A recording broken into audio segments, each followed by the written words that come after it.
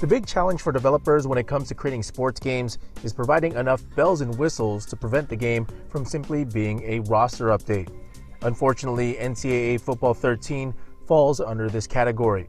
Although a few new gameplay and presentation tweaks will be noticeable to the hardcore gamer, overall it's hard to tell the difference between NCAA Football 13 and last year's game.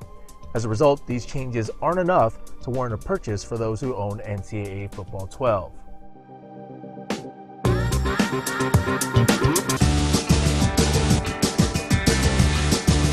Subtle gameplay changes have been added to NCAA Football 13, and although it won't be noticed by the casual gamers, hardcore fans will be pleased by the updates.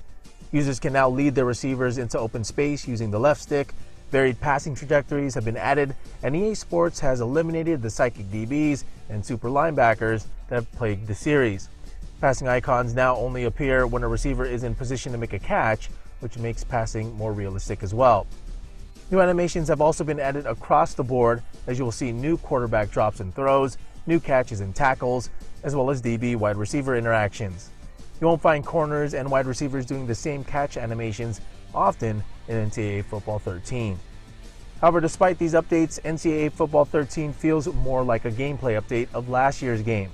Line interaction seems to be untouched, not much has changed on the defensive side of the ball, and special teams is more the same. Add to this issues with the AI not being able to defend the option and screens, along with disregard for player momentum, and you have yourself a gameplay overhaul that isn't as revolutionary as you may think.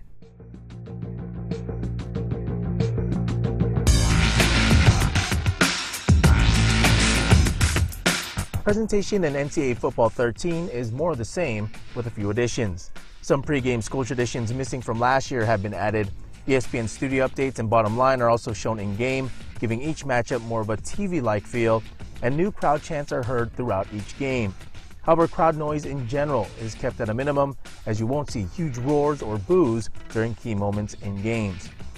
Brad Nessler and Kirk Herbstreit are in the booth for yet another year, and they do a decent job calling games, but there are moments of dead air in between plays. Cut scenes are also present, but you'll see a lot of the same scenes from last year's game, including players walking around aimlessly in between plays. Overall presentation is solid, but doesn't stand out. The series could benefit from new cutscenes, updated commentary, and better crowd interaction.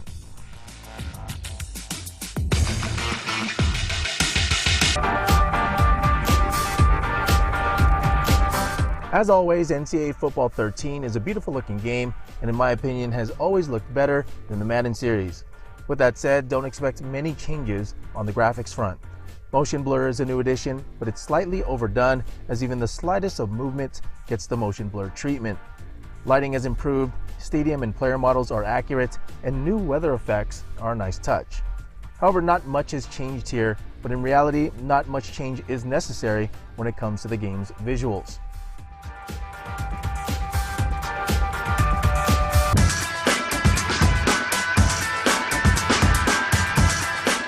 If there's one thing the NCAA football series has done well, it's keeping you immersed in the game with its other modes.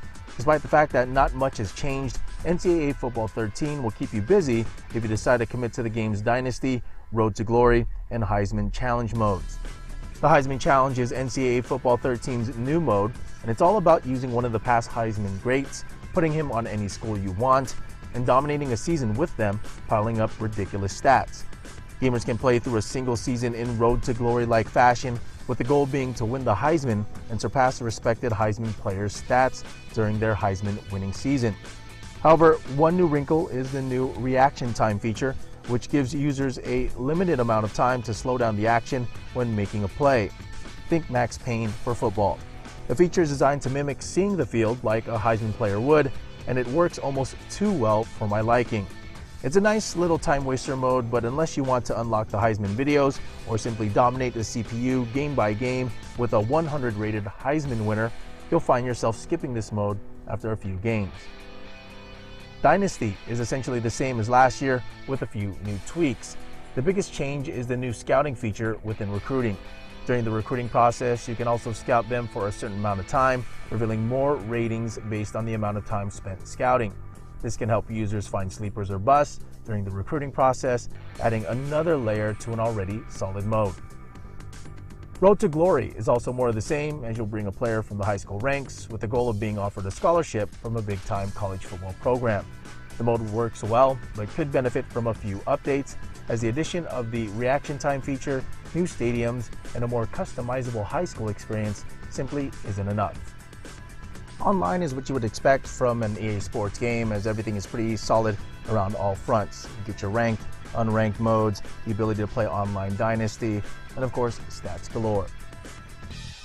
Despite the gameplay and presentation updates and the addition of the Heisman Challenge, NCAA Football 13 almost feels like a patched version of last year's game.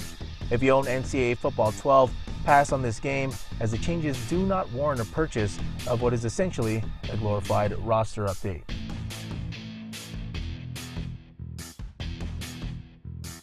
Well, that's it for this episode of Sports Gamer Show. If you want more updates, make sure to go to the blog at www.sportsgamershow.com. Make sure to like the Sports Gamer Show Facebook page, follow me on Twitter at SportsGamerShow, and add me on Xbox Live and the PlayStation Network. I'm Rio Pacino, and I'll see you on the next episode.